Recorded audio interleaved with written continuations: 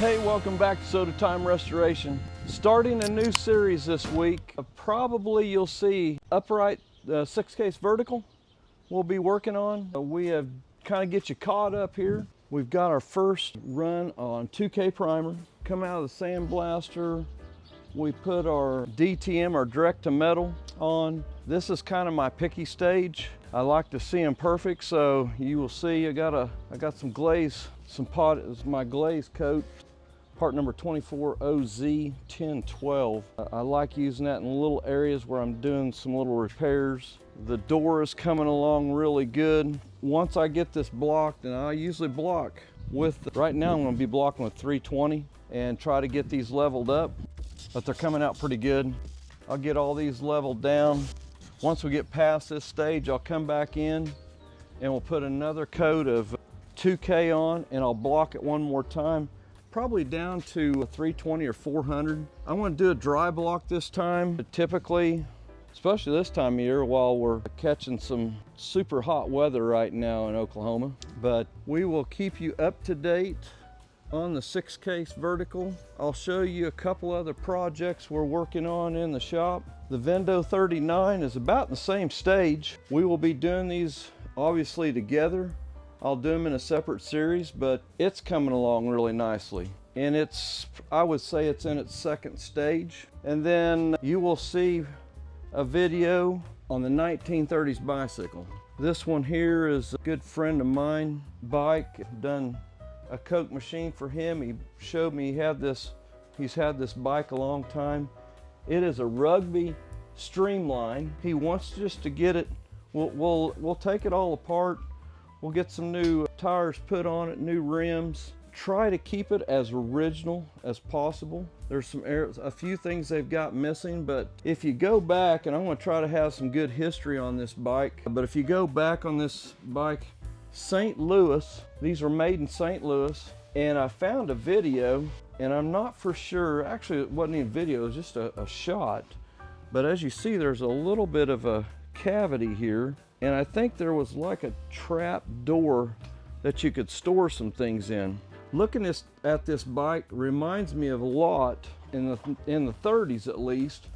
If you look at an Indian motorcycle, typically most gas tanks were real rounded on stuff. But if you look at an early Indian bicycle, not bicycle, but a motorcycle, you will see that squared out tank on there. So I don't know if they're trying to copy it. My understanding in the 30s, and I took this down to a bicycle guy here in town, said first time he's ever seen one like this, but it's probably very unique. Hopefully I can get some good stuff on this one, but hope to have this thing together this summer. We're back on the 6-case vertical. We're on the final stages. I'm doing just some little things that are trying to get blocked out just perfect. I'll give you a shot of where we're at. Coming around the back, I've got just a few more areas to block there. This side had a little bit of a corner. We'll be showing a little bit on what to look for on a 6-case, or actually if you're doing a 110, what to look for in this area here. Hopefully if you've been staying with the channel, the 110 will be our next one series. The same time we're going to be doing a Vendo 39, but we're going to stay focused pretty well on the 6-case vertical on this series, and hopefully you'll enjoy it. We may stick the bicycle tear down somewhere in that, so hang on with us and we'll see what happens this summer. It's going to be a busy summer, I already know that. But if you're in the blocking stage, I'm at 320 right now on the paper. I do a lot of flat blocking to check and make sure I don't have anything that's just sticking out there that I don't really want to see if there's any highs and lows. I want to feel every spot, because when you do a really good clear coat job, it's going to show it. So you got to be very particular in this stage. This has been taken down to bare steel. We have primed it with direct to metal primer. Come back in, worked some body areas already. We have put a 2K primer then on top of some of that work. And right now at my finishing stage, after I get this blocked out, I think I'm going to be ready to do my last 2K. and then I'll finish block with that. Probably stay in that 320 to 400 range, and then we're going to be ready for paint. So we may speed through some of this stuff, but it's going to be a lot of sanding tonight. But if there's something we need to talk about, I'll stick something in there every now and then. So hang on, I'm going to get a little bit of sanding done. If you're doing sanding, make sure you're doing it in an angle. Don't be going straight up and down. Do it at an angle and across, what you'd call a cross cut. When you get to this stage, it goes pretty quickly. It's not going to take you a lot of time to go over it with 320, and you're going to see if you miss anything at all. But this is where you want to be the pickiest of your stages, because it's hard to come back. And that train's probably getting me right now, but that's part of doing a little bit of this outside.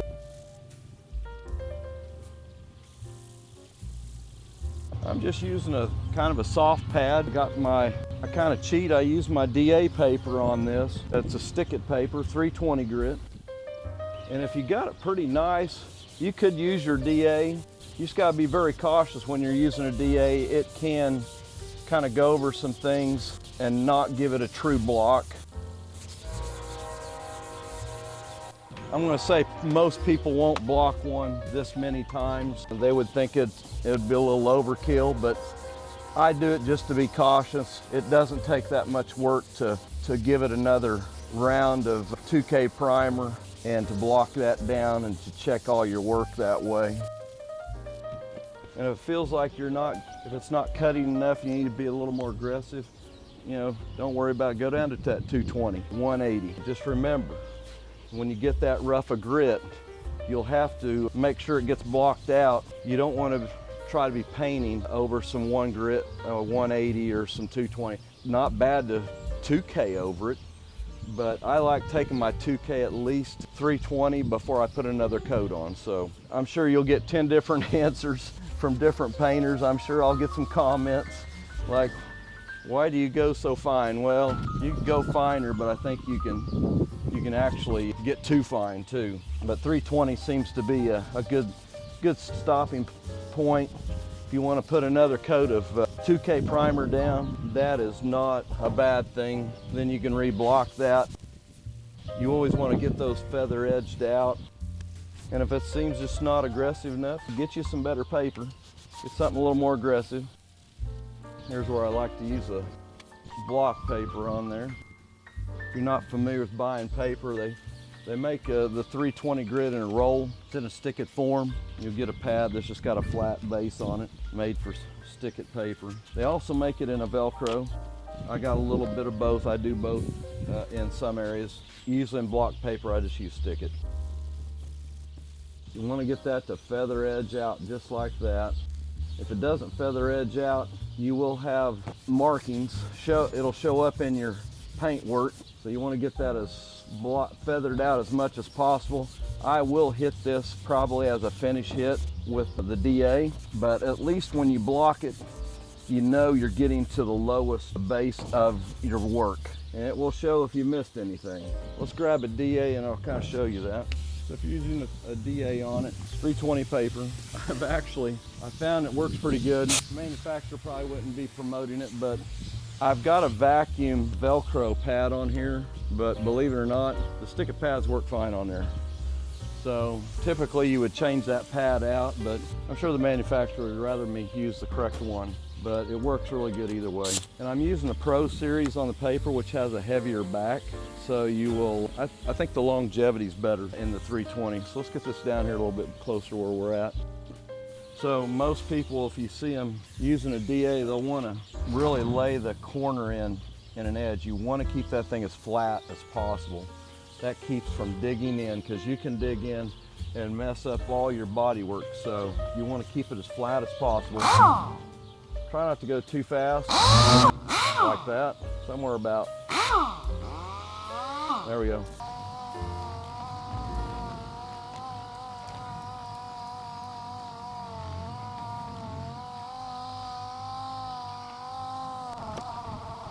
So when you run your hand across there and literally just shut your eyes, if you can feel that right now, you're not there. You've got to either take some off or you've got a low spot that's developed and you're gonna have to put some more filler in there. So if you can run your hands across it and you really can't even tell where you've done the body work, you're in home run land. I try to get in those cracks as much as possible. I will put it in the edge when I do that, because those are the areas where you will find that's an area where the paint is not going to stick because somebody didn't get it sanded right. So get into those crevices.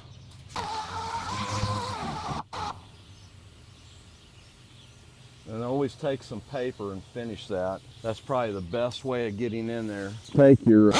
I even take my Long John paper and I'll just fold it a piece off and then go into that crack and go all the way down. If there's ever a machine that's going to have a spot where it's going to have a bad spot on it, that is going to be where it's at, because somebody didn't get it sanded in that crack really good. All right, let's move on to the other side here. Same thing here. You want to feel that spot and you don't want to feel anything there. You don't want to feel any transition. It should feel all the same. If it feels really good, it's ready for some primer.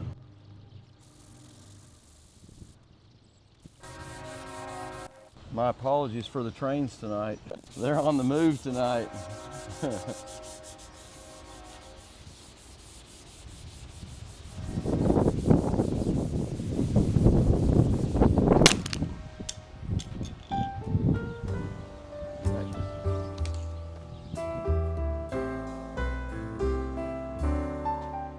We made it back. We had a crash, took my tripod totally out, so I've got it taped up.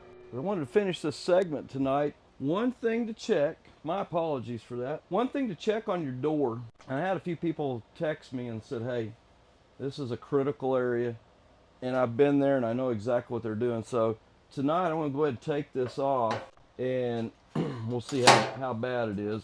Most of the time when you take these out, bolts aren't gonna come out. I would strongly suggest doing it for the simple reason, if they are about ready to break off, you don't want to restore this whole machine and mount this on get it all put on your brand new restored machine and the bolts break off. Then you're going to be doing this all over again. So this is a great time, get it apart, check your bolts, and I'm telling you, any other time I've had to do this, they didn't come out. They did stuff like that. The bolts broke off. So these are amazingly, I mean, just amazingly good. And a good reason why we're doing this is right here. You want to get in there because you're going to get some moisture in between here. And I know I can't move my camera too much because I literally have this thing taped on with some masking tape. It knocked my whole tripod head off. Luckily it didn't ruin my camera. So get this off. You got 4 screws that hold that on, and you're going to see something like that on the inside. You want to get this really sanded good. Go in and put an etch primer on it, something that will etch, direct to metal primer. Get that on there. 110s, 6-case verticals. Every machine that has an extension on the base, all those machines have the same layout. So make sure you get it apart. We'll get this a little closer so you can see just how. And this was a very good machine. All the bolts are very nice, but as you see, this usually this is all rusted out. This is very nice. This is not horrible. This is probably a machine that spent its whole life inside and was taken care of. There's no doubt. The wood was very nice. All the metal on the inside, hardly any metal work, some dents and dings and scratches, but all very nice. So tonight we're going to show you how to take this part off. We're going to try to do it just with some sandpaper. So if you're a guy that don't have a lot of tools, let's start out with some sandpaper here and we'll see what it does here. We'll start with a little bit of 180 and just see what the 180 does. Not bad. And I think what I'll do, I'm just going to go ahead and get my DA right quick, and we're gonna fix some 180 from our DA. We're gonna get all this rust taken off. So hang on, I'll be right back.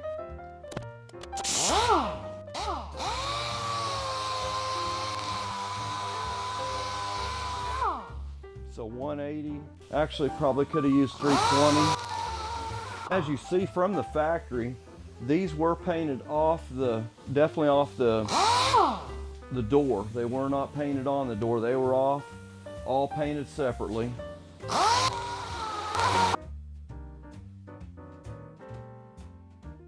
Obviously doing it with the DA is a lot quicker than probably doing it by hand, getting some of this surface rust off. That's why when you go back and put any primer on this right now, make sure you use something in a direct to metal, DTM.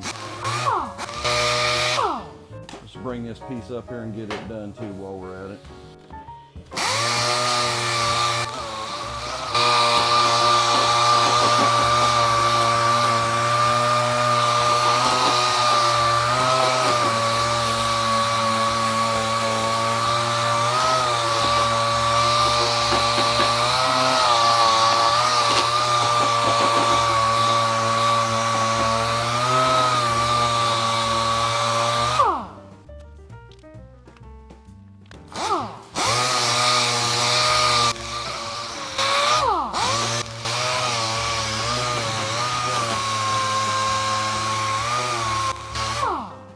So if you get your bolts off and you see, I mean, you have lost, one's broke off or there wasn't any in there because it's all rusted totally out, you will have to put an insert in the bottom here.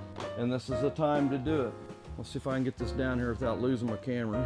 We'll have to get our camera holder held. So you will see an insert where these bolts go into, and on the inside you'll feel that thread. Make sure those are all threading really nicely, and these are just like, they're just as good as they were the day they put them in, I think. Unbelievable.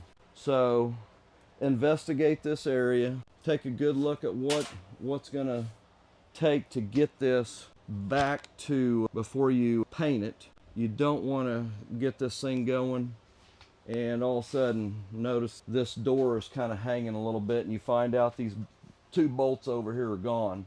So investigate this area, take a good look at it, make sure everything is where you can tighten it up good and tight, because that's a heavy piece right there. It's just, and if somebody steps on it from the inside, could be another issue. So if this is very weak and the metal's all gone, you're gonna have to piece in some metal there. But man, this 6-case vertical, I've not torn that many down, but on 110s I have, and this is a questionable area. Definitely take a look at your machine before you buy it. If it's all rotted out here, you can get the wood in there. If it's totally gone, the metal, that's some work that you're gonna have to look at. But hey, thanks for stopping by. My apologies. We're gonna have to get us a new camera stand. I'm having to hold it up in the air right now because I'm afraid to touch it, but we'll be on the next segment. Hopefully we're going to get some primer on this tonight, and hopefully the next stage we're going to be painting this 6-case vertical. So hit that subscribe button. We had a week off last week. I had, well, probably one of the rougher weeks I've ever had. I got one of them colds and it knocked me down. So my apologies for missing last week. We try to always have something out every week, but I was a little bit not able to do it. But Sean, you can edit this however you want. But hey, hit that subscribe button. We'll get back on the 6-case vertical next week, hopefully in the paint stage.